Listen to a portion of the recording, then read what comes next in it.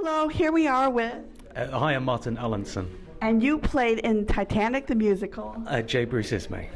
This is something I've always curious about actors who play villains.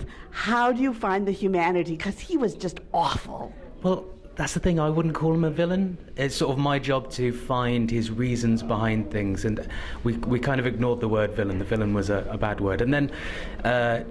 Well, what would you say? Because I didn't want to say villain back, but you know what I mean. He had misguided choices, shall we say. I would, as the blame says in the show, I would wholeheartedly put the blame at somebody else's footsteps. There was sort of a sequence of events that he was sort of just in the melee of. But if I can defend him for a minute, is because once the ship went down, it was because of him that we have the maritime laws that we have now, and we have lots of things in place.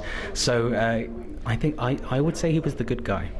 So something good came from something bad. Exactly right. And just quickly, what was it like being this epic musical? I mean, but on a nice small scale. So you brought epic to small and made it still epic. Well, that's it. This show is slightly different from the original. It's sort of scaled back in that it just focuses on the stories. This production, which started 10 years ago, started in 200-seat theaters. So it has grown since then. We've just finished up in Taiwan to 2,000 people. So it is a lot bigger than it was. But I think the scale of it very much focuses on the characters, their stories, their hopes, their dreams, their ambitions, and sadly for some of them, their demise at the end.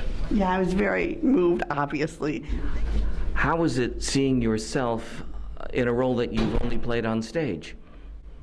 In a movie. That's interesting. So the Austin, the director of this on-screen version, had quite an impact in the way he put things together brilliantly. So there's bits that I've never seen before because I have a very specific angle that I'm watching the show from on stage, or in some bits I'm not even on stage at all. So it was an absolute privilege to watch the rest of the ensemble work and see what they've put together, and I absolutely loved it, quite selfishly. Yeah. And do you get goosebumps every time you hear this Titanic? That Titanic song, when they sing Titanic, it just swells like the waves. That's just Maury, isn't it? He's a genius. So it's an absolute privilege to do that night after night to 2,000 people jumping to their feet at the end. Yeah, it's extraordinary.